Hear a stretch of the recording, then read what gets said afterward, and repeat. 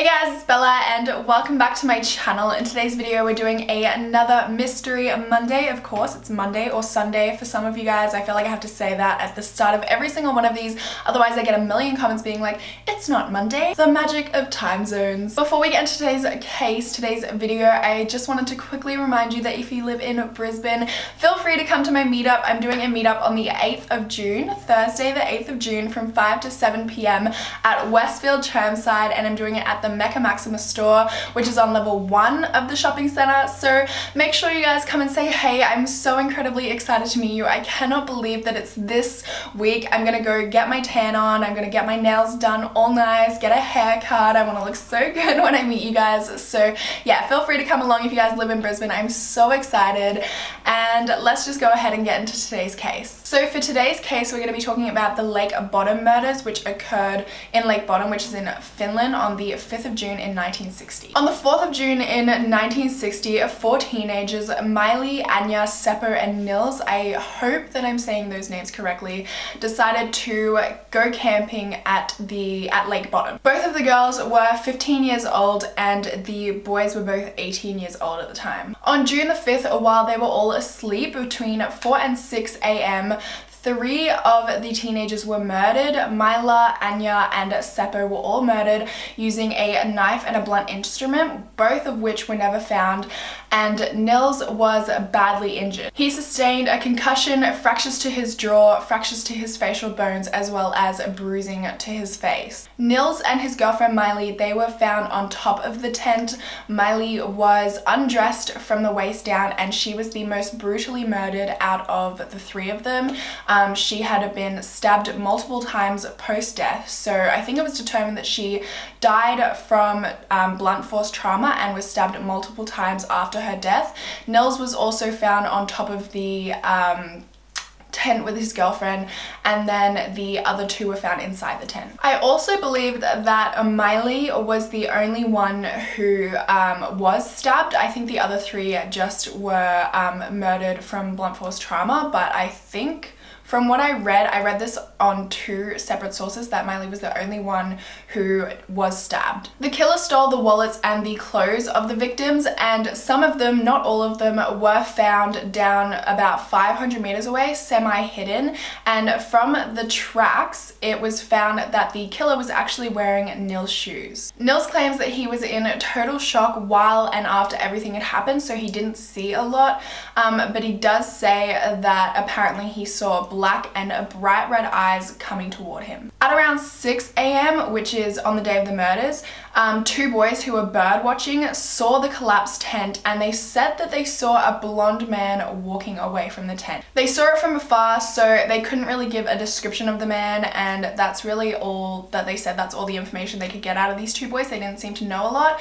There was also another boy who was fishing nearby, and he says that he saw a blonde man in the area, but these are the only 2 leads about the blonde man. There's no more information about him, and it's pretty much a dead end. The bodies were not found until 11 a.m. when Risto Sirin, I'm not sure how to pronounce the name, I'm so sorry if I butchered that, but he was jogging and he saw the bodies. He promptly called the police, and then the police didn't arrive until about noon. Once police arrived, the investigators determined that the killer never entered the tent. He stabbed and hit them through the tent walls. The tent was really, really badly damaged. It was all ripped and there was blood all over it. So that is actually pretty much all of the evidence. I'm gonna go ahead and get to the suspects now. There are 4 suspects in this case, and they're all really, really, really shady actually. The first suspect we're gonna talk about is Pentti Soininen. I think that's how you say it.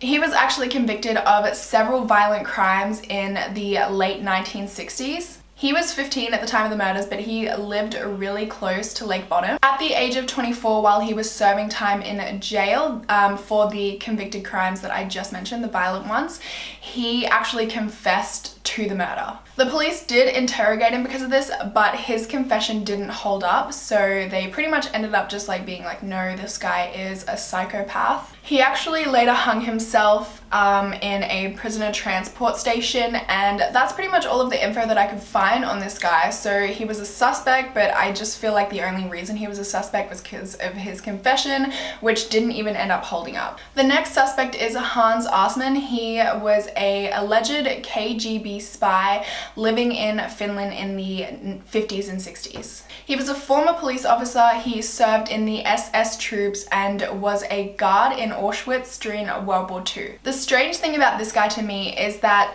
while Nils was under hypnosis, he was able to provide a few descriptions of the killer, I think, and they got 4 different drawings from his descriptions, all of which look really, really similar. I'm going to insert them now so you can see them.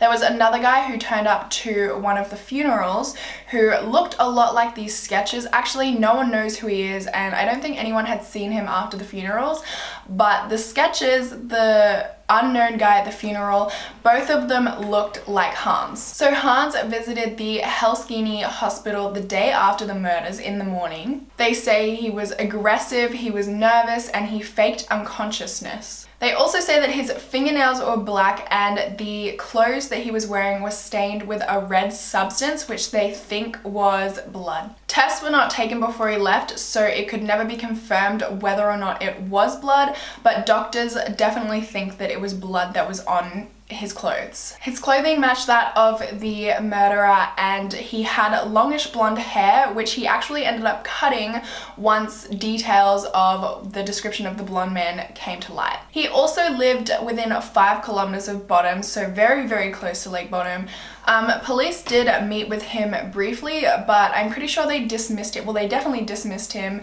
They said he could go. They didn't test the clothes for some reason. They decided not to examine them. And for some reason, they didn't want to cross-examine the doctors, even though the doctors said that they were like certain that the stuff on his top was blood. Detective Matty Polaro suspected that this guy was actually responsible for 5 different murders, one of which occurring as soon as 10 months after the Lake Bodom murders. So there's just a lot of information on this guy, and on top of that, he is really, really similar looking to the descriptions. If you guys saw the photos before, he looks so incredibly much. Moving on, the next suspect is Carl Latimer Gil Strim. He was actually a kiosk man in, I'm not even going to try and pronounce the place that he is from, but in this place that he is from, he's actually known as the kiosk man. He was said to have hated campers, and he was also known to be quite aggressive. Reportedly, he even confessed to the murders to his neighbors, but he ended up being, I think it was discounted because his wife gave him an alibi. She said that she was awake all night, supposedly, and he was asleep in bed with her. However, before she died, she also claimed that he threatened her if she told the truth. And basically what I take from this is that the alibi was a lie and that he threatened her in order to not tell anyone the fact that he killed these teenagers, but I'm not really sure. Apparently a few days after the murders, he filled in the well, which is in his courtyard as well, and his neighbors believe that the instruments used to kill the teenagers are buried inside the well. Police did investigate and like search his house and stuff, but they didn't find anything. I don't even think they dug up the well though. I'm assuming that because they didn't find anything incriminating along the rest of the residence, that is why they decided not to dig up the well, because they didn't have any reason to. But according to neighbors, that's where he buried the stuff, which would make sense as to why the murder weapons were never found. And that brings us to our last suspect, which is that Nils himself actually committed the murders. He was pretty much dismissed as a suspect until 44 years later in 2004 when he was arrested for the murders. In 2005, the Finnish National Bureau of Investigations considered the case closed based on bloodstain analysis. In an official statement, they actually said that Nils erupted in a jealous fit of anger, which is why he murdered his girlfriend the most brutally. Some people even think that Nils committed the murder because his girlfriend wouldn't have sex with him, which would explain why she was undressed from the bottom half, or just that they were having problems in the relationship. Starting on August the 4th in 2005, the trial to accuse Nils or to convict Nils started, and they were aiming for a sentence of life imprisonment. They say to the new examination of old evidence that it made Nils a suspect, but his defense said that one or more people committed the murders and that Nils would have been enabled to commit them considering his injuries, which seems like a weird defense to me considering he could have self-inflicted these injuries after the fact so that he wouldn't be seen as guilty, but whatever. But on top of that, the only DNA evidence that was found was that of the 4 victims, which to me indicates Nils, the fact that the killer was definitely wearing his shoes, and it's like it's so random that the killer would just have the same size feet as Nils, and there's no other DNA at the crime scene besides that of the 4 victims. At the end of the trial, Nils was acquitted due to insufficient evidence because the trial was just so long ago that most of the evidence was too deteriorated to even provide any insight on what happened. So yeah, he ended up being acquitted based on lack of evidence. So I feel like we actually pretty much covered all of the theories within talking about the suspects. Aside from the blonde man, it is possible that this guy murdered them, but there's no leads on him. No one knows who this blonde guy is, just that 2-3 people said that they saw this blonde guy at the scene of the crime, but that's pretty much it. There is another theory about Nils, which is that he murdered them and it was premeditated murder, so he knew before going there that he was going to murder them, whether it was because he was having problems with his girlfriend and he was planning on murdering her there and then just murdered the other 2 because he didn't want them to say anything. He didn't want to get caught doing this. Personally, I think that this was Nils because it's strange to me that this guy would murder 3 of them and then just not murder this one guy. Like, that seems strange to me.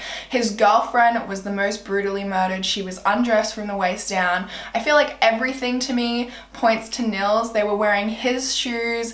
The only DNA evidence found there was that of the 4 victims. It's really shady to me, so I honestly believe that Nils is the one that did this, but definitely let me know what you guys think. I would love to hear your theories. I would love to hear your thoughts on the case. I love discussing it with you guys in the comments, so definitely let me know in the comments what you think of this case. Give it a thumbs up if you enjoyed, and if you want more Mystery Mondays, subscribe to my channel, and hopefully I will see you guys in my next video. Bye!